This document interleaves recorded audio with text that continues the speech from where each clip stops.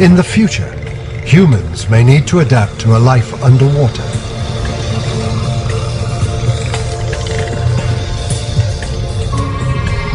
There will be many dangers.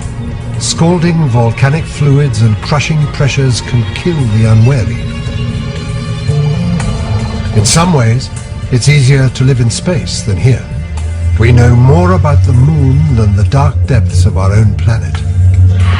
The oceans are Earth's final frontier, but we may be forced to take the plunge. And ever-improving technology is making it possible.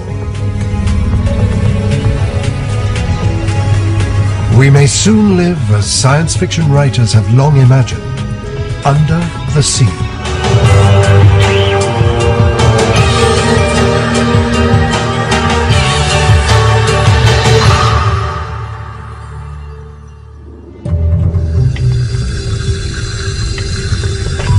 Gulfstream 40, this is Hydro Shuttle 1. Approaching at 3 knots from northeast. Roger, Gulfstream 40. You're clear to dock at the main entry port. A new undersea colony is coming online, 100 feet below the surface in the warm waters of the Atlantic. Communal domes link rows of living pods.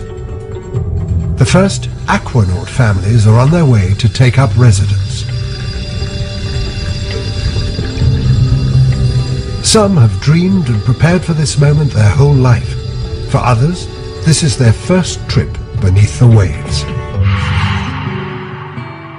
70% of the Earth is covered with liquid, 7 miles deep in some places. I do know one thing. The way we're populating this planet, we can't afford to have 3/4 of it unused, essentially. So you can be sure that one way or another, we're going to get down there. So far, we've only visited. But could we live here if we wanted to or needed to? Imagine that we must build a self-contained colony on the sea floor and build it fast. Some say that climate change and environmental degradation only increase the urgency. If we had 10 years to build a colony where 100 families can survive with little or no support from the surface, could we do it? This is the story of how that might happen.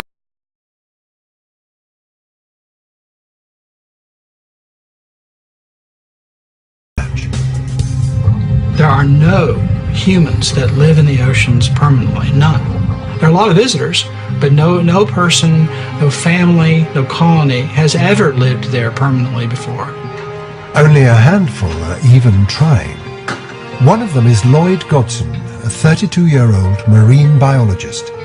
For the next 14 days, he'll be living inside a tiny box 8.5 foot long by 5 foot wide. It's been slowly lowered into a marine aquarium at a theme park in Germany. Yeah, so far I've only got my camping bed and a little table over here. So I've still got to bring in all my food, the kitchen sink, I've got to put that together. He's also hoping to generate his own power with a bicycle. But like earlier pioneers in undersea living, he'll have to put up with Spartan conditions. The underwater habitats of the 1960s and 70s were often difficult places to live in.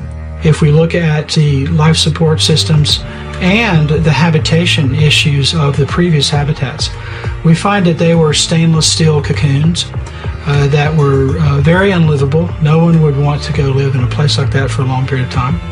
Like Sea Lab 1, constructed by the US Navy in 1964. Basic things didn't work. Toilets didn't work. You couldn't get in or out of them in an emergency very easily. Challenges we have to overcome. Otherwise, that frontier is close to us, is forbidden. I mean, that's the way it's been. We've got to change that. We have to open that frontier. First, we'll need to break down the task into a series of practical steps. Find a suitable location. Design watertight living structures. Use materials that can withstand pressure. Build them underwater. Become self-sufficient. Create new vehicles to travel long and short distances. And finally, build a society beneath the waves. Step 1 is finding a suitable site for our colony. We need a place where we can put buildings and people with access to power and food. A place deep enough to insulate us from one of nature's deadliest forces. The hurricanes that periodically ravage our surface waters.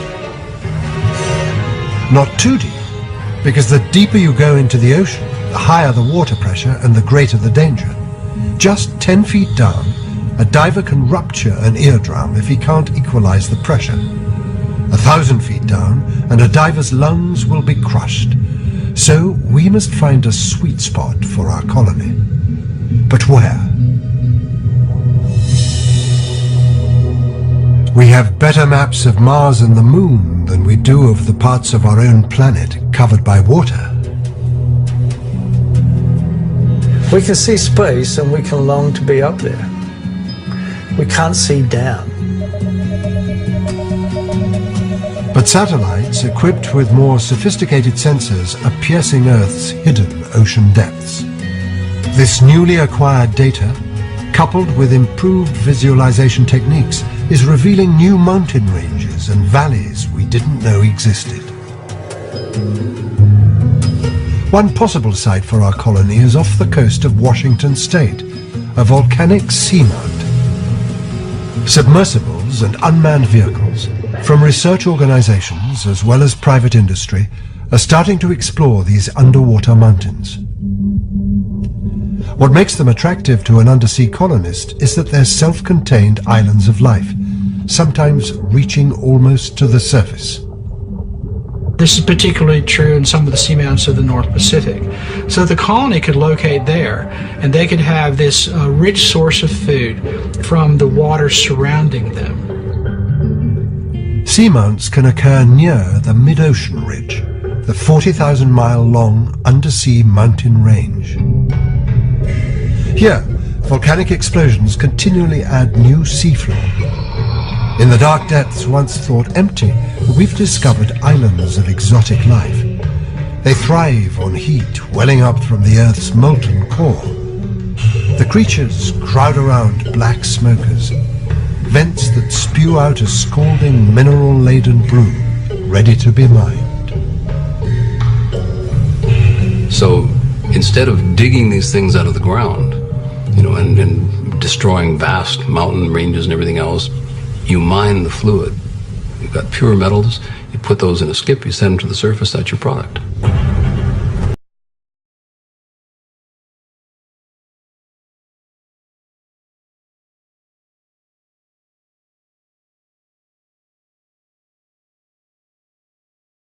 Zone, where sunlight penetrates down to about 600 feet, and where animal and plant life is most abundant.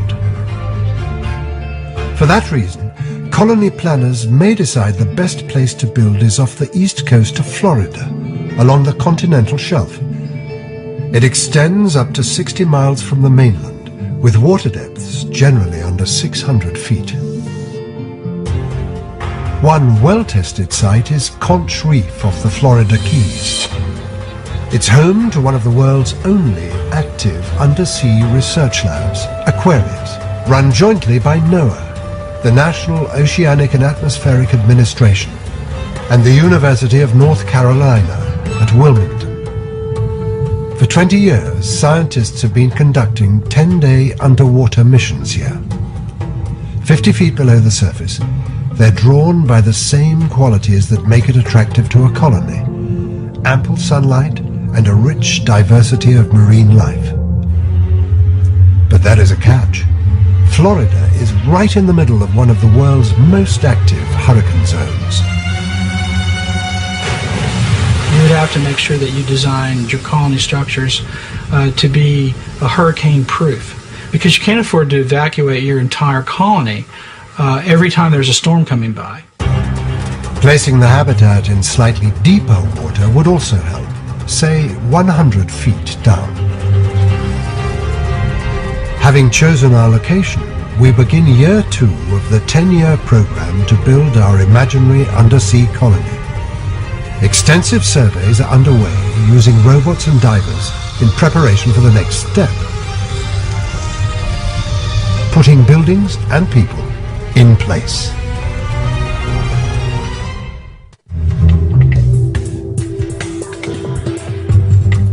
Designers are working on step 2 in the creation of the underwater colony off the Florida coast, developing structures for living 100 feet underwater. So the first thing you've got to recognize is that that space, as attractive as it might be, as wonderful as it really is lethal to us. It's lethal for 2 reasons. Humans can't breathe water, and water is more than 800 times denser than air. The extra weight means increasing pressure, 15 pounds per square inch for every 33 feet a diver descends. The Aquarius Undersea Lab sits at 50 feet, half the depth of our undersea colony, where the pressure will rise to 4 atmospheres, 4 times what it is at sea level, or 60 pounds per square inch. And if you think about being in 100 feet of water, if you were trying to do it as a surface diver, you'd only have 20 minutes per dive. And that's because of the effect of high pressure on the human body. Under pressure, the gases you breathe begin dissolving in your bloodstream and tissues. As you swim straight up to the surface, bubbles of gas begin to come out of solution. It's like putting an indigestion tablet into a bottle of water and shaking it. If you take the cap off too quickly, it will fizz. The same thing can happen inside you when going from the high-pressure depths up to the low-pressure surface too quickly. This fizzing in the bloodstream, known as the bends, is very painful and can kill you. To avoid the bends, the diver has 2 choices. Follow a strict schedule of lengthy decompression stops on the way up to sea level so that the gases can dissipate harmlessly, or postpone decompression by taking refuge in an underwater habitat. Lloyd Godson's tiny experimental habitat inside the aquarium rests in just 13 feet of water, or 1.4 atmospheres. Divers generally believe that such a small increase in pressure won't affect them. Here I have a whole range of things, for example, apricot desserts. He has supplies for 14 days, but Godson can't be sure what effect the pressure will have on his body and mind over such a sustained period. He's living in what's known as an ambient pressure habitat. The air pressure inside is the same as the water pressure outside. An external compressor feeds a steady stream of air down to where Godson is. I have about 230 litres per minute of fresh air coming in through this tube up here you see. That's got a silencer on the end so that there's no actual sound. His biggest concern is that the compressor runs smoothly. If it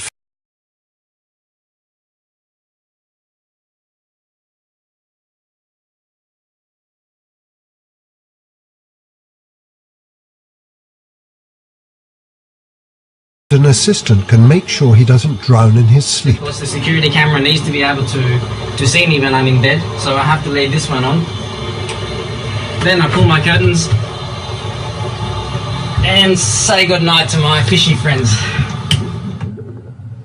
Jan Koblik knows as much about living in an ambient pressure habitat as anyone alive. In the 1960s and 70s, he operated undersea habitats in the Caribbean to train astronauts for space. One of those habitats is now an underwater hotel off Key Largo, Florida. And then you swim out of here and you go up to the pod, The two cylindrical accommodation areas are separated by what's known as a moon pool.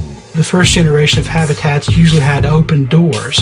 They were called moon pools. It's like taking a glass, pouring the water out of it and turning it upside down and putting it into water. The water doesn't run into the glass because the air pressure keeps the water out. Divers here have virtually unlimited access to the sea floor. We used to spend 2, 4, 6 hours out working in the water at one time, swim back to the habitat, come in, have a cup of coffee or a cup of tea. There one goes. Look out the window, kind of reevaluate what had gone on, and then go out again. Residents of an ambient habitat only need to decompress once at the end of the mission. But after spending a week 100 feet down in our future colony, you'd have to spend 2 days in decompression before returning to life on land. January 1st. And so you don't want to do that to Aunt Miriam and the kids when they come down to the underwater habitat. You don't want them to have to decompress for days in order to leave the habitat. Will an ambient pressure design work for an undersea colony inhabited by 100 families, where aquanauts will spend I'm wild and I am free. Come on, baby, you belong to me. Sweet kiss makes my engine start.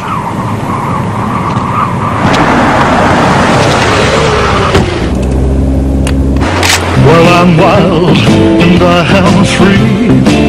Come on, baby, you belong to me.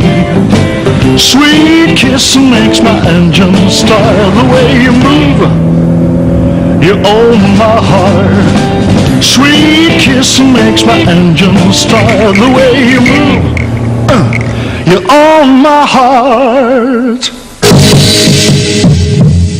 time 100 feet down. Jan Koblik doesn't think so. Humans didn't evolve to breathe air at high pressure for any length of time. If you breathe air at a deep depth, you get oxygen toxicity. We think we need to have oxygen, but we only have a small level or a small window of tolerance to oxygen. If you get too much or too little, you're in trouble. Navy divers working at depth breathe exotic gases carefully calibrated for the higher pressure. Breathing these mixtures day after day can take a toll on the human body. Medical problems pop up, from nitrogen narcosis, a state similar to being drunk, to chronic ear infections caused by high humidity, and more serious ailments like bone necrosis. So in place of the traditional habitat, planners of the undersea colony will need to come up with a radically different design, more like a space station. Most of the structure will have an internal air pressure of 1 atmosphere, the pressure we humans are naturally adapted to.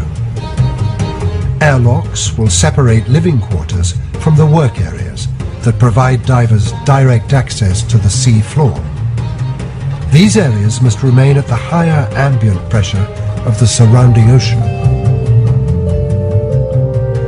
With 100 feet of water bearing down from above, the structures of the new hybrid habitat must be stronger than any building on land. This will require step 3, using materials capable of withstanding enormous pressure, 60 pounds pressing on every square inch. Michael Shooter designs and builds a range of structures to go on or in the water, from boats to submerged hotels. He uses many of the same materials that went into the construction of the aquarium that houses Lloyd Godson's habitat. The difference between an aquarium and a habitat is where you're keeping the fish, quite honestly. The engineering that goes into designing the windows and the structures to carry them are very, very similar to what we have to do in an underwater structure. And there's a watertight door here.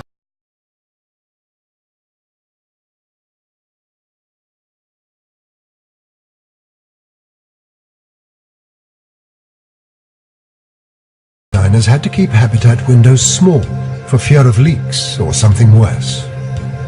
If you have a catastrophic failure at 50 meters of depth in the ocean, you're going to die.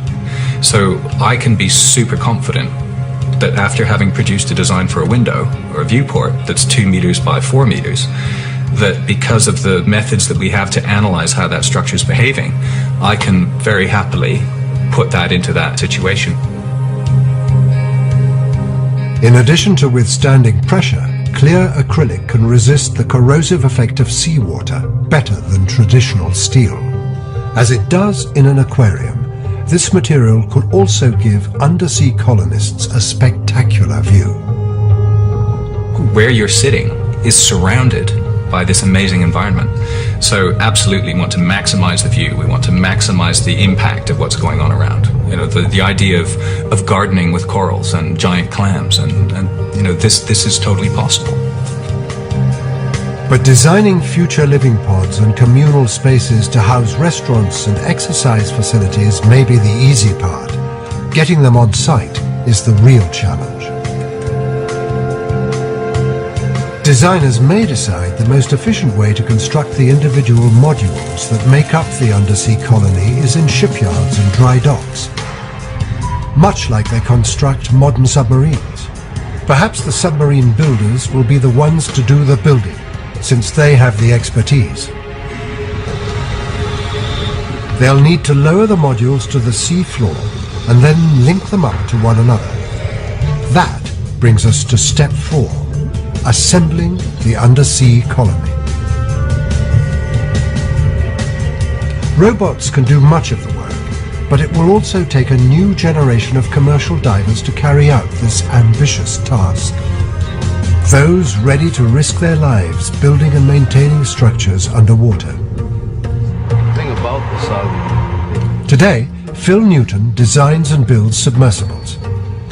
But he began his career in the chilly waters off Vancouver as a commercial hard hat diver. You know, it's a very, very comfortable way to dive because you're completely surrounded with air. You know, your head is free completely. You have excellent communication to the surface. You have a constant airflow. There's no effort to breathe. But commercial diving can also be a hazardous business. The work site can be hundreds of feet down. Surfacing from these depths, divers get winched up in a diving bell and then transferred to a decompression chamber on the support vessel. Here, they'll slowly return to sea level pressure. So instead of taking a few hours to decompress, when you're living under pressures at 8,000 feet or so on the bottom, it takes you 8.5 to 9 full days to come back to decompress slowly to the surface. So Newton decided to take a radically different approach that could be a tremendous boon for our undersea colony. If you can eliminate the pressure, you'll eliminate the enemy. And really, to do that, you need armor, whether it's a submarine around you that can withstand the pressure or whether it's a submarine that you wear. The result was the Newt suit, and now its successor, the exosuit. These hard suits pressurize to 1 atmosphere and allow a diver to descend as deep as 1,000 feet without the need to decompress. So you have a pressure housing over top of this, and you have At the same time, the circular bearings in the wrists and other joints must be engineered to turn smoothly and effortlessly, even when 1,000 feet of ocean is pressing down on them with the weight of a double-decker bus. But Phil Newton wasn't done yet. Just give it a quick test up and then back into the neutral position. Okay.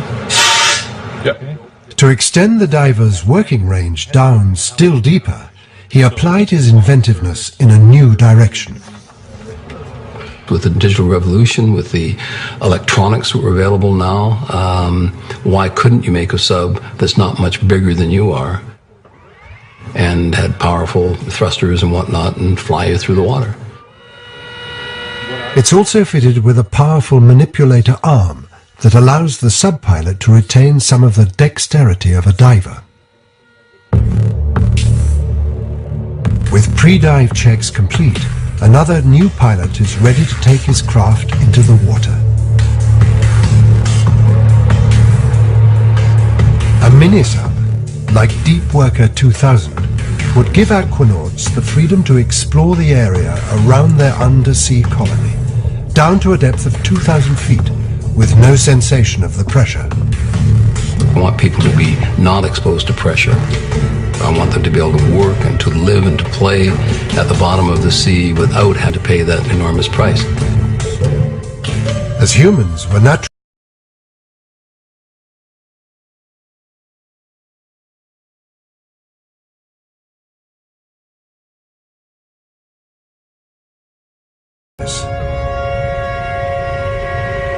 They will not be rugged outposts on the frontier, but they will be attractive cities designed by architects. And in these cities, you will have 95% of it will be at one atmosphere where the main people live. It's year 5 of our experiment in undersea living. The main structures of the underwater colony are in place. It's almost ready for the first generation of aquanauts, full-time inhabitants of the deep, to move in. But before they can do so, we have to find the resources, power, air, food and drinking water, to support the undersea colony. Initially, the underwater colony may depend on outside supplies to run all of its life support systems. But it must quickly move to step 5, becoming self-sufficient from local resources. If you think about what you need to do a colony under the ocean, there's going to be a lot of resources that need to be brought there, including fresh water, including oxygen, including food. To make all these underwater first requires energy. It's day 10 for Lloyd Godson in his 14-day underwater mission at the theme park aquarium. One of his main goals is to generate some of his electricity by riding a bicycle. He's aiming to produce 2,500 watt-hours, only things haven't gone as planned. An inefficient generator means up to 10 hours a day in the saddle. High humidity and the 1.4 atmospheres of pressure in the habitat are also taking a toll. Doctors advise him to back off for the sake of his health. So I did that, but after a few days rest I'm feeling pretty good and I'm just doing as much as I can, and who knows, maybe I'll still make it. 2,500 watt-hours powers a few small devices like a computer, but it's less than 1/10 of what the average American family uses daily. And with 100 families set to take up residence, the undersea colony will need at least 3 million watt-hours a day to keep all its systems running. Because power is so critical, the colony can't rely on a single source. So they've laid snake-like wave energy converters on the surface to ride the swells. The waves drive hydraulic rams mounted between the sections producing electricity. But the real power lies further down and out to sea. The structure here is what's called the Miami Terrace. That's where the maximum flow is, and that's of course where we want to put our stuff. Right. So at least we got that right. At Florida Atlantic University's Center for Ocean Energy Technology, Dr. Howard Hansen is testing ways to harness a vast and steady stream of water that runs about 10 miles off the Florida coast, the Gulf Stream. It's a tremendous amount of water. It is 30 million cubic meters of water per second that flows by our doorstep out here in South Florida. With a flow greater than all the world's rivers combined, the Gulf Stream is an extremely reliable source for power generation. 100 feet down, 4 twin turbines spinning like underwater windmills supply the colony with all the electricity it needs. With that ample power supply, the colony can take care of 2 other critical needs: pumping oxygen from the surface and distilling fresh water from the surrounding seawater. But it still needs a reliable way to remove the carbon dioxide aquanauts will constantly be exhaling. Planners are likely to turn to Mother Nature for help in removing carbon dioxide and other wastes from the undersea colony. It's a method that Lloyd Godson experimented with in an earlier underwater habitat.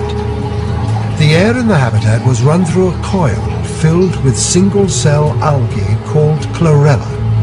Like all green plants, they needed CO2 to grow. Okay, I'm just checking the pH from the algae culture now.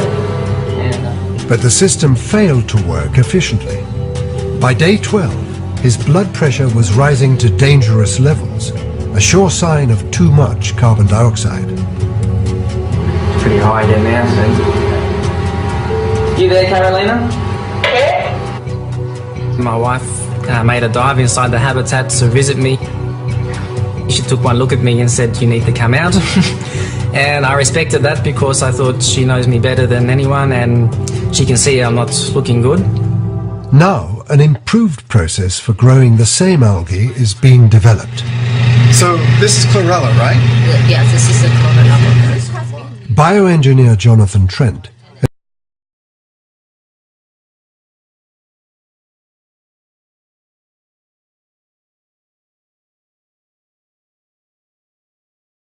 ocean. That's what we're doing that's different. We're moving it offshore. That same technology, with a few modifications, could be adapted to support the undersea colony. Long plastic membranes will be unfurled from anchors on the sea floor. They're filled with green algae, which act as living CO2 scrubbers. They do it through photosynthesis, using sunlight from above, and carbon dioxide.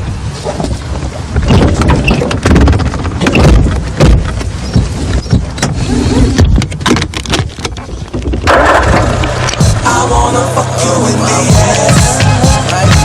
I wanna fuck you in the ass. I wanna fuck you in the ass. I wanna fuck you in the ass. I wanna fuck you in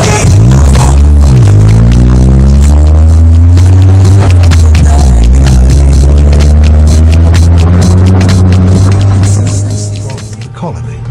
The algae could be scrubbing that CO2, growing more algae, and producing oxygen, which could be pumped back down to the colony.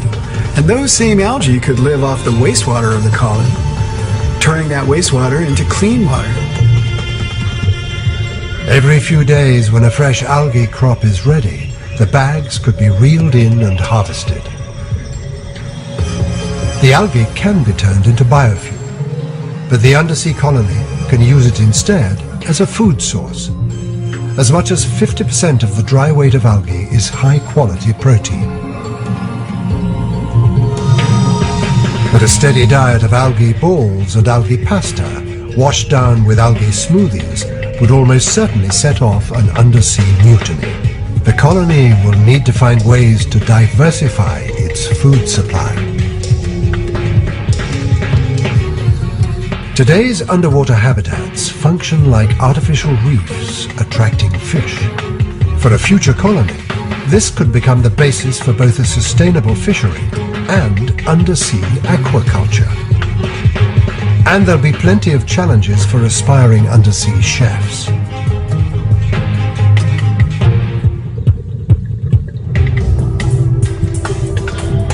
The arriving aquanauts are welcomed into their new world by inquisitive marine mammals, here to investigate their novel-looking craft. Step 6 for our imaginary subsea colony is to create a new generation of underwater vehicles. Oh my God, he's coming right that way. Graham Hawkes has spent a lifetime developing vehicles that allow humans to experience the ocean and its creatures in a unique way. I just avoided hitting him. He was just beautiful. He was just beautiful. Water space is no different than airspace, and we have to make the transition. We have to be able to master that space with speed and agility. One of his pioneering efforts was a vehicle that allowed him to swim with a pair of dolphins. I'd become one of the dolphins. And this lead dolphin would look at this little kind of canyon in the coral and just go swooping through it. And I'd go swooping through it, and I'd always hurt my ears. But, you know, It was utterly irresistible to move with those big animals. Although humans have been venturing into the oceans for more than a century, the basic principle behind the vehicles we use hasn't changed much. The current generations of manned submersibles go into this beautiful three-dimensional space exactly as balloons of the 1800s. They make themselves heavier than water and they sink. They can wiggle around a little bit, and when they're ready to come back, they make themselves lighter than water and they come back. Also, they recommend a head 2/3. 2/3, Elmar. Also, Dave, moving inside 2/3, sir. But a state-of-the-art nuclear submarine can do much more than wiggle around. It can travel horizontally through the water at over 28 miles an hour. Its top speed is classified, but it is the undisputed greyhound of the deep. For all its modern refinements, the nuclear submarine still operates like an underwater balloon. When diving, it floods its ballast tanks with water, and to surface, it blows them full of air. The balloon concept will also work for the short shuttle ride from the surface down to the colony. But once they take up residence, these aquanauts will want a craft with greater maneuverability to explore their new underwater environment. Starboard power up. Forward power. Map enabled. At Hawke's Ocean Technologies, engineers put one of their latest vehicles, the Super Falcon, through a pre-dive check. I'm in love with that. What that lets me do, or I could take anyone with me, is to go in the ocean and move with big animals. I mean, it's flight. Flight enabled. Hawkes believes that to truly explore the two-thirds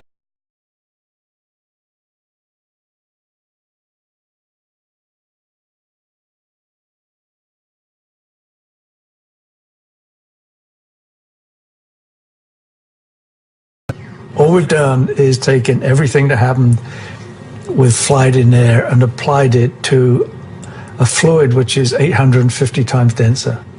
Throttle enable. Clear prop. Prop clear. Once in the ocean, deep flight Super Falcon can travel at a speed of up to 7 miles an hour. And it can dive beyond the reach of light to a maximum depth of 1,000 feet. The occupants are no longer restricted to what they can see through the tiny portholes. Like the windows of the undersea colony itself, the vehicle's twin cockpits are made of pressure-resistant acrylic that affords a panoramic view. But to start with, aquanauts will have plenty to explore closer to home. It's taken almost 10 years to establish a self-sustaining colony 100 feet down on the sea floor. The arriving aquanauts get their first glimpse of their new quarters. A large dome houses communal areas, restaurant, school, medical facility, fitness, and recreation area. Leading off the communal space is the main corridor that provides access to the living pods. The space is modest, 500 square feet for a family of 4, but you do get your own private aquarium outside the window. On one of the arms radiating out from the center, a pair of domes houses the life support systems that keep the colony running. Nearby is the hangar, where underwater vehicles and dive operations are based. While much of the colony is kept at 1 atmosphere, this work area can be switched to ambient pressure for easy access to the ocean. Our 10-year mission is finally accomplished. The buildings, the support systems, vehicles, and people are in place. One last step remains. It's now up to the colony to turn itself into a viable community. 100 families have started living in a hypothetical undersea colony 100 feet below the waves of the Atlantic. They've embarked on step 7, becoming a viable community. Much of what they do isn't that different from the lives they've led on the surface. Technicians carry out maintenance work, children go to school, patients go to the doctor, and people work out. But this first generation of aquanauts is also exploring its subsea neighborhood, down to depths of 1,000 feet and more. Just looking outside their windows, they're gaining an intimate knowledge of the ocean that only a tiny few have enjoyed before them. I spent probably 30 days total living under the sea. There's nothing like it. There is nothing like it. There's something about sleeping under sea, hearing the bubbles of the habitat, looking out the window and seeing the ocean world from all around you. A world still full of unknowns. The real payoff are the things that you learn and you see that you don't expect to see and you had no idea was even there to begin with. And so we've actually had people come down, and it sounds almost silly, follow fish around and see where they spend their time and what kind of habitat they need to do what they do on a daily basis.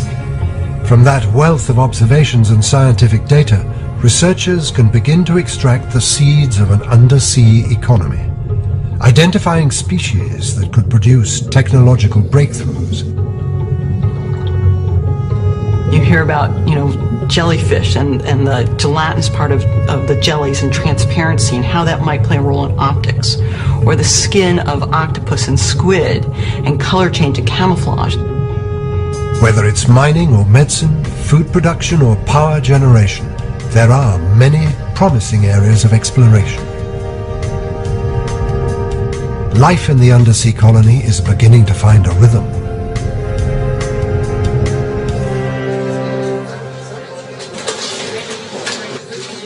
Meanwhile today, in front of the aquarium window at the German theme park, TV cameras jockey for position.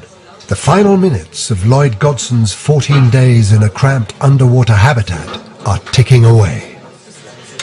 Good morning, Lloyd. How are you? Well, good morning, Walter. This is the last time I'll be saying good morning to you from my underwater house, so I'm pretty good.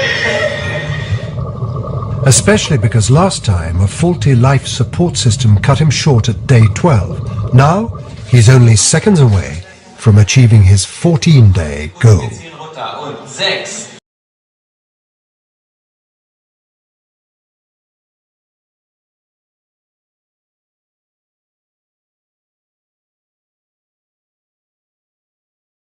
And 500 watt-hours of electricity, enough to run one of these TV cameras for 2 full days. But as he leaves in triumph, one thought refuses to go away. Will 14 days at high pressure have any ill effects on his body? Although the risk is very, very low at this shallow depth of suffering from some kind of decompression illness, there is always risk. Back on the surface, everything feels fine at first. A hug for his wife, Carolina. Catching up with my mom. The first questions. Okay, see you then. But then he knows something is wrong. I got to the bottom of the stairs, I got quite a light head and was a little bit dizzy feeling, I guess you'd describe it as, and some people say that I lost my colour, went quite white. The mobile home becomes a makeshift medical station. And we lay down in the van for the next half an hour and on 100% oxygen. Within half an hour, the dizziness passes. I need your bare chest. Post-dive tests reveal no obvious signs of decompression sickness. Feeling much better already now. Yeah, I can feel that. But the incident reminds us of the risks in undersea living. No one knows for sure what the long-term effect of living underwater will be. Divers who must work on the seafloor can minimize their exposure to high pressure, but they can't eliminate it entirely. The rest of the colony can live comfortably inside at 1 atmosphere. Only they'll still face the challenge of coping with confinement and isolation. Some believe that human shortcomings mean we should send robots instead. It's cheaper and less risky. In fact, we already rely heavily on technology to learn about the ocean depths. But at some point, our basic human nature asserts itself. We are designed to be creatures of exploration. It drives us to the moon. It drives us to Mars. It drives us to create colonies on the bottom of the sea. Whether we're driven by desire or the need to find new living space, it seems inevitable that humans will begin to move out into the sea. We're the first generation to see our planet from space and to realize it should not have been called Earth. It should have been called ocean. And someday, we may call it home.